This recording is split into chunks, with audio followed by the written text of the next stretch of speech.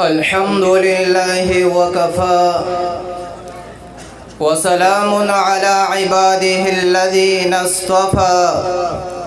خصوصا على سيد الأولين والآخرين شفيع المذنبين وخاتم النبيين رسول رحمة للعالمين. أما بعد فأعوذ بالله من الشيطان الرجيم.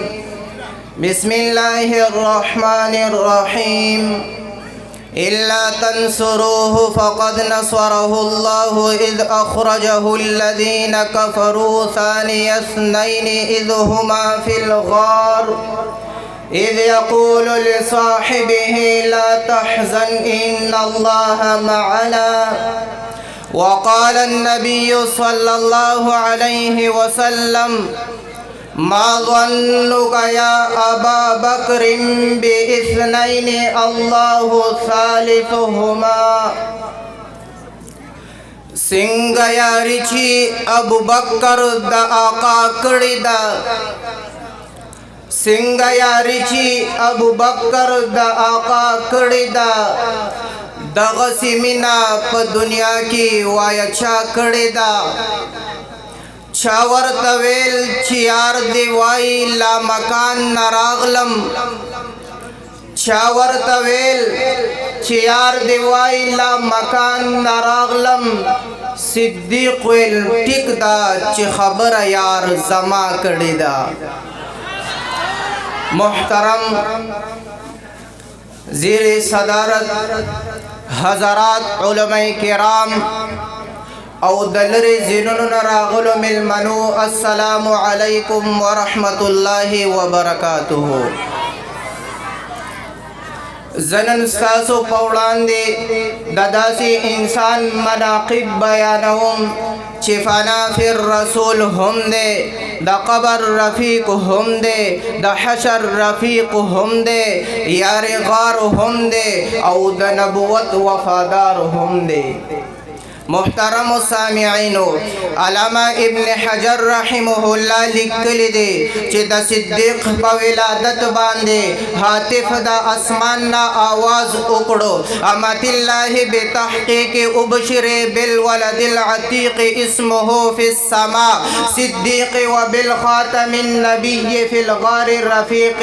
آواز وشو چې دا الله جل جلاله بندا هم دا ابو بکر صدیق دے چې نوم یې عبدالله دے والد نوم یې ابو قحافه دے کنیت یې ابو بکر دے لقب عتیق او صدیق دے دا محمد مصطفیٰ رفیق دے دا وسیع الرسول دے پټولو صحابہ کرامو کې افضل او اعلی او دا نبی علیہ السلام دا ټولنا اول ملګری دے دا محمد مصطفیٰ وزیر هم دے دا محمد مصطفیٰ مشیر هم دے دا محمد مصطفیٰ محافظ ابو بکر صدیق دے ابو بکر صدیق دے ابو بکر صدیق رضی اللہ تعالیٰ عنہ مبارکی نبی علیہ السلام فرمائے پٹول دنیا زما احسان دے دا ابو بکر بما احسان دے لیکن پٹول دنیا کی بہادران زیاد تی شہیدان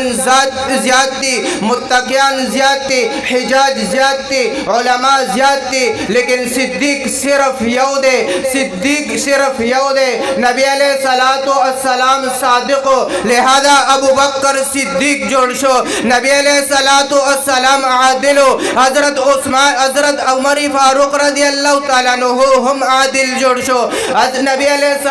السلام سخیو حضرت عثمان ذی نورین رضی اللہ تعالیٰ عنہ دا سخاوت بادشاہ جوڑ شو نبی بہادر حضرت علی رضی اللہ تعالیٰ عنہ حیدر کرار جوڑ شو بہادر خالد ہم وہ طارق ہم وہ فاروق ہم وہ لیکن صدیق صرف یو دے چاہتا جی قرآن صدیق ویلے چاہتا جی محمد مصطفیٰ صدیق ویلے دا ٹولنا اول دا اسلام تصدیق کون کے ابو بکر صدیق دے دا ٹولنا اول کلمہ لستن کے ابو بکر صدیق دے دا ٹولنا اول دا اسلام دبارا وحل قرآن کے ابو بکر صدیق دے دا ٹولنا اول دا ختم نبوت تصدیق کوونکې ابو بکر صدیق دی د ټولو نه اول د معراج تصدیق کوونکې ابو بکر صدیق دی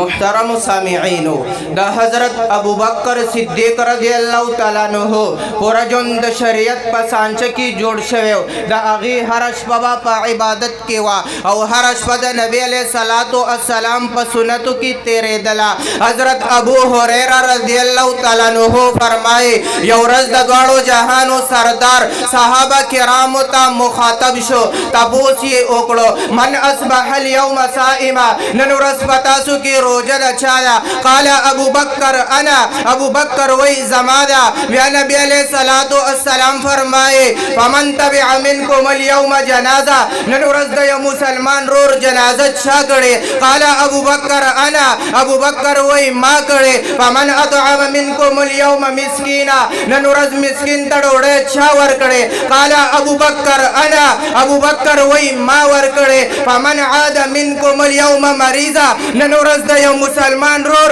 بیمار فرسی چا کړي قال ابو بکر انا ابو بکر وی ما کړي نبی علیہ الصلوۃ والسلام فرمائے چې دا صفات بچا کی وی دا صفات بچا کی جمع وی دا سړی جنتی دی ابو بکر فی الجنہ ز اخی خپل بیان اختتام په یو څو شعرونو سره کول غواړم یو لفظ په نلی کرا پیدا شي یو لفظ په لنی کرا پیدا شي قلم نبی تبلوګه کرا پیدا شي دا زمون ایمان کوټه باور تخکاری دا زمون ایمان کوټه باور تخکاری یو د بدر صحابی کرا پیدا شي یو د بدر صحابی کرا پیدا شي صداقت او سخاوت برات اوخی صداقت او سخاوت برات اوخی د صدیق غنت هستی کرا پیدا شي وما علینا الا البلاغ